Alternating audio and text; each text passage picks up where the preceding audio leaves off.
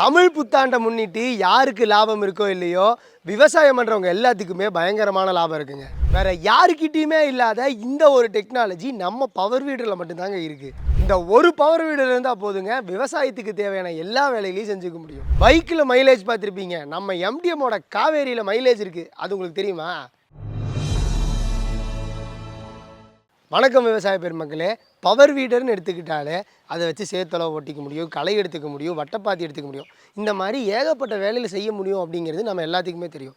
ஆனால் ஒரு நல்ல பவர் வீடரை எப்படி செலக்ட் பண்ணி வாங்கணும் அப்படின்னு கேட்டால் அதுக்கு எல்லாத்துக்குமே ஒரு யோசனையாக இருக்கும். என்னெல்லாம் பார்த்து வாங்கணும், எப்படி ஒரு பவர் வீடர் நல்ல பவர் வீடர் தானான்னு கண்டுபிடிக்கிறது அப்படின்லாம் கேட்டிங்கன்னா இன்றைக்கி இந்த வீடியோவில் அதை பற்றி தான் டீட்டெயில்டாக பேசியிருக்கோம். ஸோ வீடியோ ஸ்கிப் பண்ணாமல் ஃபுல்லாக பாருங்கள். அதுக்கு முன்னாடி சேனலை சப்ஸ்கிரைப் பண்ணிக்கோங்க.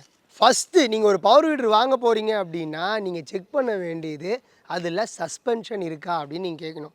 என்னப்பா சஸ்பென்ஷன் தான் ஃபஸ்ட்டு விஷயமா அப்படின்னு கேட்டிங்கன்னா, ஆமாங்க, நான் முன்னமே சொன்ன மாதிரி சஸ்பென்ஷன் இருந்தால் மட்டும்தான் உங்களுக்கு மைலேஜ் கிடைக்கும், அதுக்கப்புறம் உங்களுக்கு உடம்பு வலி வராது, இந்த மாதிரி பல ப்ளஸ் இருக்குங்க.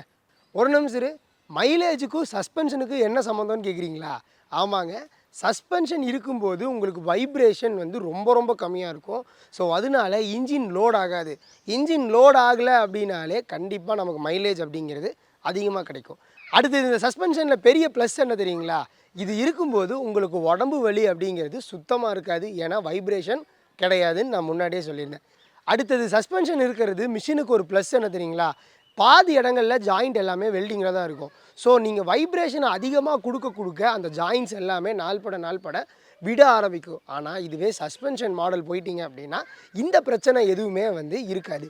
அதனால தான் நம்ம எம்டிஎம்மோட காவேரி பவர் வீடரில் சஸ்பென்ஷன் கொடுத்துருக்கோம். ஸோ இதுலேயே புரிஞ்சிருக்கும் சஸ்பென்ஷன் இருக்கிறதுனால எவ்வளோ பெரிய ப்ளஸ் அப்படிங்கிறது.